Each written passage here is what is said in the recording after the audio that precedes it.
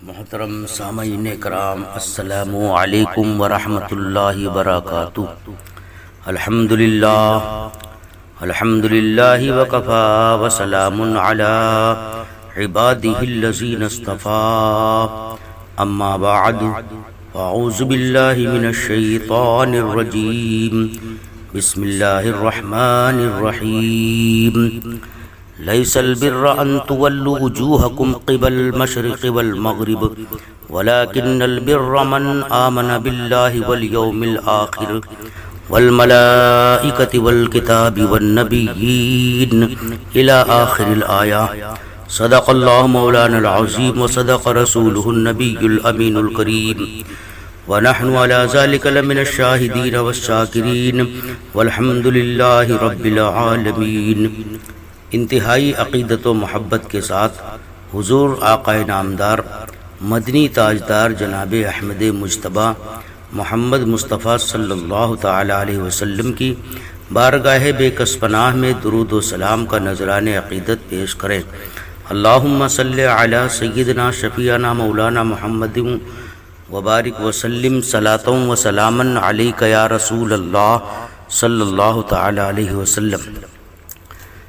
واہ کیا جود و کرم ہے شہ بطحا تیرا، نہیں سنتا ہی نہیں مانگنے والا تیرا۔ فرش والے تیری شوکت کا علو کیا جانے، خسروا عرش پہ اڑتا ہے فریرا تیرا۔ میں تو مالک ہی کہوں گا کی ہو مالک کے حبیب، یعنی محبوب و محب میں نہیں میرا تیرا۔ حضرات، میں نے قرآن مقدسہ کی ایک آیت کی تلاوت کی ہے۔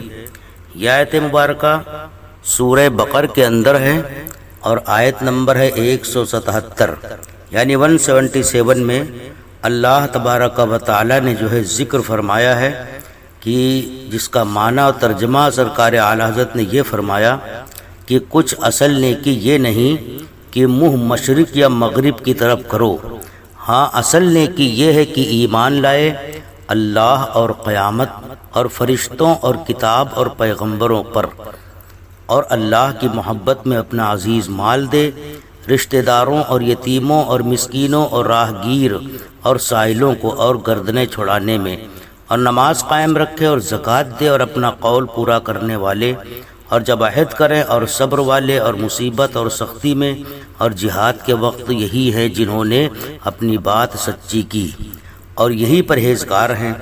یہ پوری آیت مبارکہ کا ترجمہ ہوا۔ تو اس آیت مبارکہ کا شان نزول سماعت فرما لیں۔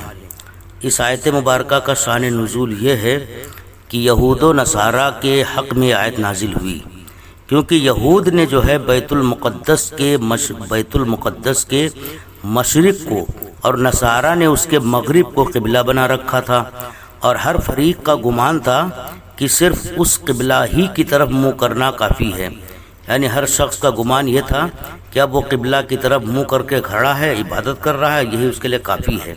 تو اس آیت میں ان کا رد فرمایا گیا کہ بیت المقدس کا قبلہ ہونا منسوخ ہو گیا۔ یہ تفسیر مدارک کے اندر بھی لکھا ہے۔ بعض مفسرین کا ایک قول یہ بھی ہے کہ یہ خطاب اہل کتاب اور مومنین سب کو عام ہے، اور مومنین کو بھی عام ہے اور اہل کتاب کو اس لیے سب کو عام ہے۔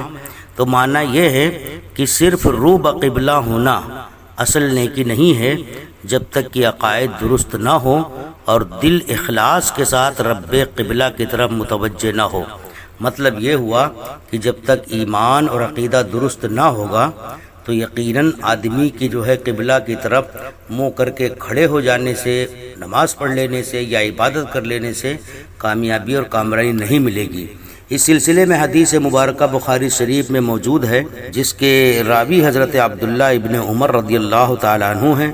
اس تعلق سے وہ ارشاد فرماتے ہیں، بخاری شریف کتاب الایمان کے اندر یہ حدیث ہے، اور راوی حضرت عبداللہ ابن عمر رضی اللہ تعالیٰ عنہ ہیں۔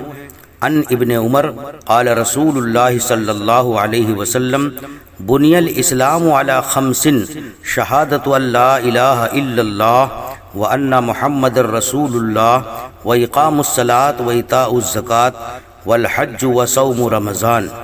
حضرت عبداللہ بن عمر فرماتے ہیں کہ رسول اللہ صلی اللہ تعالی علیہ وسلم کا ارشاد ہے اسلام کی عمارت 5 چیزوں پر استوار ہے، اور اس امر کی گواہی کہ اللہ کے سوا کوئی معبود نہیں اور محمد صلی اللہ تعالی علیہ وسلم اللہ کے رسول ہیں۔ اقامت صلاۃ، زکوٰۃ کی ادائیگی، حج کرنا اور ماہ رمضان کے روزے رکھنا۔ یہ حدیث مبارکہ رسول پاک صلی اللہ تعالی علیہ وسلم کا یہ فرمان بخاری شریف میں موجود ہے۔ اسی کے ضمن میں ہم نے وہ آیت مبارکہ تلاوت کی ہے جو سورہ بقرہ کی میں نے بھی تلاوت کی ہے، آیت نمبر 177۔ اس میں اللہ تبارک و تعالی نے یہی فرمایا کہ اب اسلام کی بنیاد 5 چیزوں پر ہے۔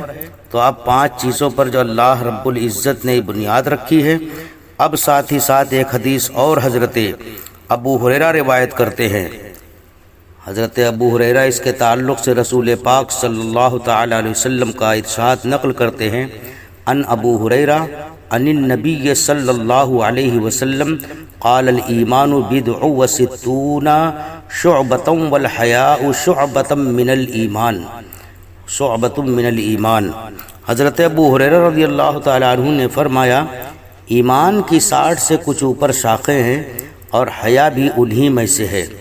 تو اس طرح سے اس آیت کے تعلق سے بھی مفسرین کرام نے اس کے اور طریقے بھی ارشاد فرمائے ہیں کہ ایمان لائے اللہ تعالیٰ پر اور اپنے مال کو راہ خدا میں خرچ کرنا، نماز قائم کرنا، زکوٰۃ دینا، عہد پورا کرنا، صبر کرنا۔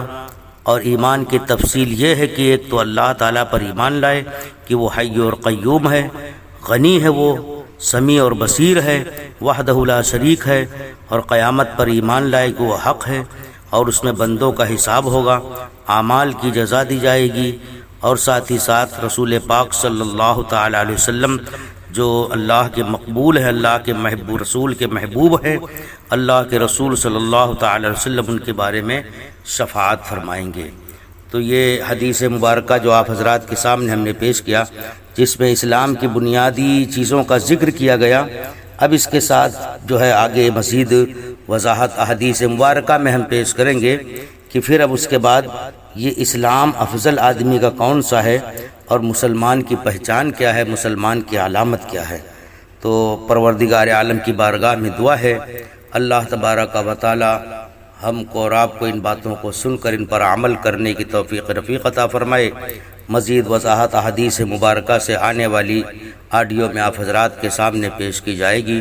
وآخر دعوانا ان الحمد للہ رب العالمین۔